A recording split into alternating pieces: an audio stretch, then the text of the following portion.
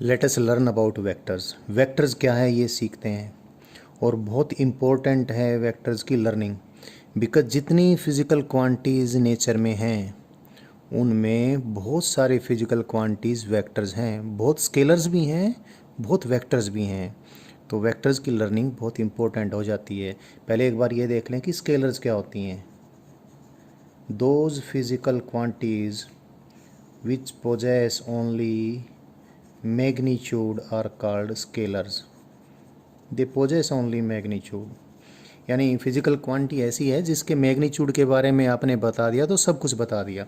Example से बात clear करते हैं। जैसे मास है, किसी बॉडी का मास आपने बताया 2 kg मास है, बस आपने 2 kg कहा और मास के बारे में सब कुछ पता चल गया तो मास स्केलर है। किसी बॉडी का आपने वॉल्यूम बताया कि इस बॉडी का वॉल्यूम, इस ऑब्जेक्ट का वॉल्यूम 10 मीटर क्यूब है, तो वॉल्यूम के बारे में सब कुछ पता चल गया तो वॉल्यूम भी क्या हो गया, स्केलर हो गया। Distance travelled by an object, आपने बताया कि कोई ऑब्जेक्ट 5 मीटर का डिस्टेंस ट्रेवल किया है, तो सिर्फ आपने 5 मीटर डिस्टेंस की मैग्नीट्यूड बताई एंड दैट इज़ ऑल, सब कुछ पता चल गया। So mass, volume, distance, many other physical quantities are also like energy, like density, all such physical quantities, many others are also, they are scalars. So scalars are those which have only magnitudes. One more thing you must learn about scalars. Scalars obey the simple rules of vector addition, subtraction, multiplication, etc. जो algebraic rules, जो algebraic operations आप पीछे learn करके आए हैं, addition के, subtraction के, multiplication, division के, वो सारे यूं के यूं स्केलर क्वांटिटीज़ ओबे करती हैं। जैसे आपने पीछे लर्न किया था 3 + 3 = 6, 5 - 2 = 3। सो ये स्केलर क्वांटिटीज़ बिल्कुल ऐसे ही अलजेब्रिक एडिशन, या आपने लर्न किया था 3 × 3, 3 × 3 = 9। सो स्केलर क्वांटिटीज़ दे ओबे the simple algebraic operations while they add up or they are multiplied or they are subtracted. Example ले लेता हूँ मैं कि आपके पास किसी बैग में कुछ सब्सटेंस हैं, कुछ चीज़ें हैं, और बैग का including the substance total mass bag का कितना है, mass of the bag with the objects inside it से इट इज़ 5 kg। आपने उस बैग में 3 kg मास की चीज़ें और ऐड कर दी तो बैग का टोटल मास 8 kg हो जाएगा। 5 + 3 is 8, 5 kg + 3 kg is 8 kg. So that is about scalars, they add up. And also if anyhow if there is a need 5 kg is multiplied with 3 kg, then we will get 15 kg square, like 5 and 3 multiplied together we get 15. So the scalars are that. They have only magnitude. They have nothing to do with direction. Direction से related कोई बात scalars के साथ नहीं जुड़ी होती है, सिर्फ मैग्नीट्यूड है, और मैग्नीट्यूड्स इनकी बताते ही उनके बारे में सब कुछ पता चल जाता है, और वो एडिशन, सब्ट्रैक्शन, मल्टीप्लिकेशन वगैरह के वही रूल्स ओबे करेंगे जो simple rules of addition, subtraction, multiplication के हैं। तो दैट इज़ अबाउट स्केलर्स। अब एक बार वेक्टर्स को लर्न कर लें तो वेक्टर्स इनसे बिल्कुल डिफरेंट हो जाते हैं। वेक्टर्स की लर्निंग करनी बहुत ज़रूरी है, स्टेप बाय स्टेप लर्निंग करते हैं। सबसे पहली बात तो वेक्टर्स के बारे में ये कहूँगा मैं, they are those physical quantities which possess magnitude as well as direction. Magnitude भी है इनकी और डायरेक्शन भी होगी तो वेक्टर होगा। लेकिन सिर्फ इतना कह देने भर से कि वेक्टर वो होता है जिसकी मैग्नीट्यूड एंड डायरेक्शन दोनों ही होती हैं तो बात पूरी नहीं होती हैं। क्यों? क्योंकि बात आपको अभी क्लियर हो जाएगी। तो थोड़ा सा और एक्स्ट्रा जाते हैं। थोड़ा सा एक्स्ट्रा मैं ये बोलूँगा, वेक्टर्स आर दोज विच है magnitude as well as direction and they are their effect, their physical effect. किसी भी फिजिकल क्वांटिटी का जो फिजिकल इफेक्ट होगा, तो वेक्टर कोई फिजिकल क्वांटिटी वेक्टर है तो उस वेक्टर फिजिकल क्वांटिटी का इफेक्ट कंप्लीटली चेंज हो जाएगा अगर मैग्नीट्यूड चेंज कर दें तो भी और डायरेक्शन चेंज कर दें तो भी, या चाहे दोनों ही चेंज कर दें। So one other thing is also that vectors are those which have magnitude as well as direction, and their physical effect is totally changed when any one of these, that is magnitude and direction, or both of them are changed. But इतने से भी बात clear नहीं होती है पूरी, यानी एक बात बताई थी, दूसरी बात मैंने ये बता दी कि इसमें और इसमें डायरेक्शन में और मैग्नीट्यूड में किसी में भी चेंज कर दें वेक्टर का पूरा इफेक्ट चेंज हो जाएगा।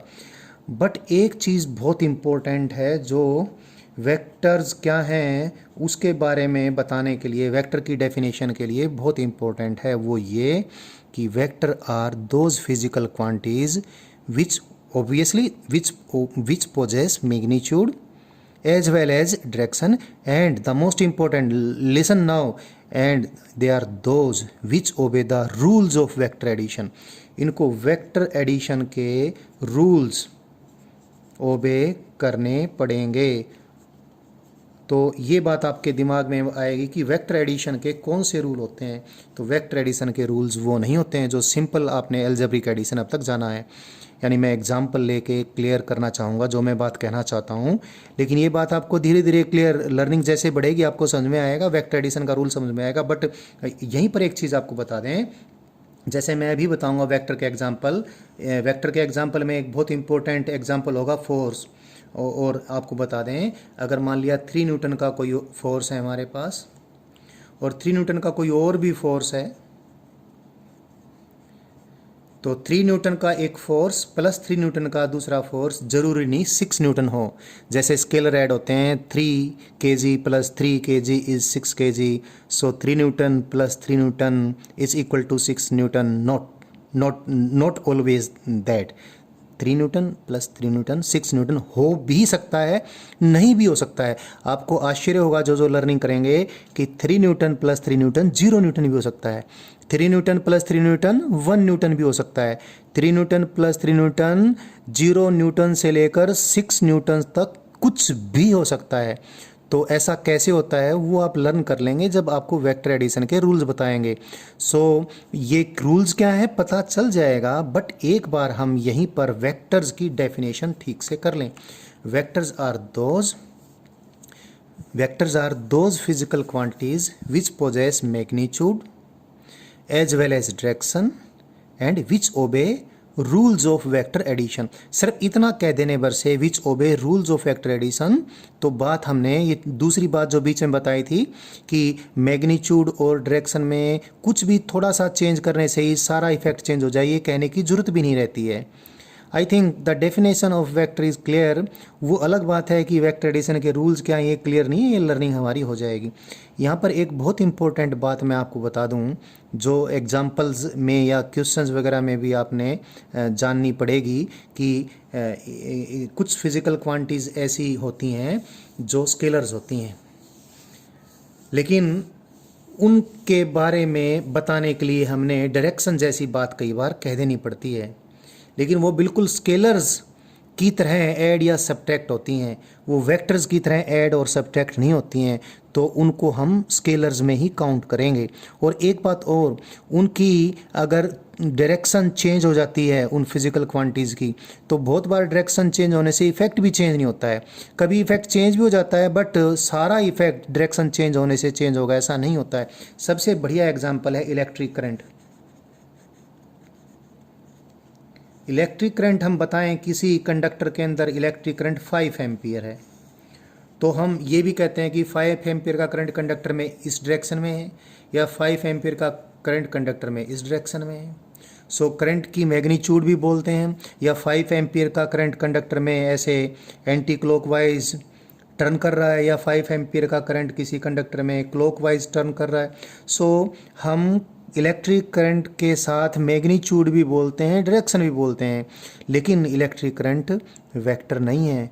इलेक्ट्रिक करंट के बहुत सारे फिजिकल इफेक्ट ऐसे होते हैं जो डायरेक्शन चेंज होने से चेंज नहीं होते हैं। कुछ एक इफेक्ट्स ऐसे होते हैं जो डायरेक्शन चेंज होने से चेंज हो भी जाते हैं, but not all physical effect. और सबसे बड़ी बात ये कि सबसे बड़ा हमारा जो पॉइंट है जो वेक्टर्स को डिफाइन करता है वो अबाउट वेक्टर एडिशन है। तो आपको मैंने बताया था 3 न्यूटन प्लस 3 न्यूटन ज़रूरी नहीं 6 न्यूटन हो, 3 न्यूटन प्लस 3 न्यूटन तो 0 न्यूटन भी हो सकता है, 1 न्यूटन भी हो सकता है, 3 न्यूटन भी हो सकता है, 4 न्यूटन भी हो सकता है।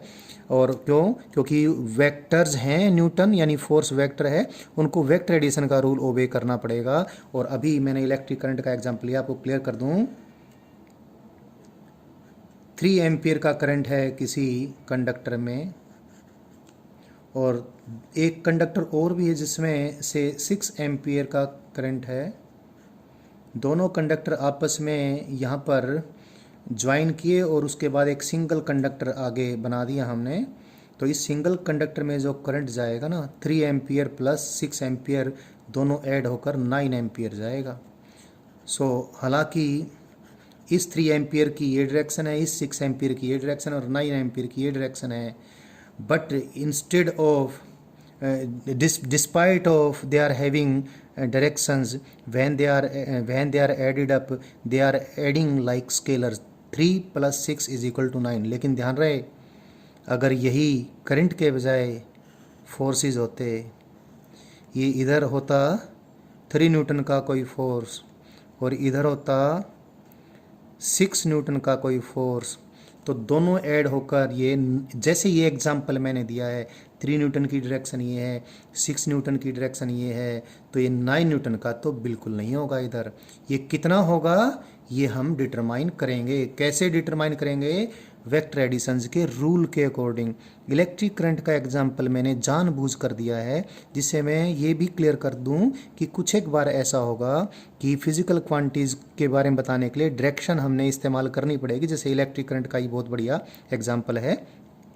और इलेक्ट्रिक करंट हालांकि मैग्नीट्यूड के साथ, मैग्नीट्यूड बहुत बड़ी बात होती है उसकी, लेकिन हमने डायरेक्शन भी अक्सर बोलनी पड़ती है, लेकिन वो फिर भी स्केलर है। क्यों? They add like scalars. और वेक्टर्स तो मैग्नीट्यूड भी है और डायरेक्शन भी है, but they do not add like scalars. उनके एडिशन के अपने नियम हैं, वो क्या है मैंने आपको अभी क्लियर आप करके बताने हैं।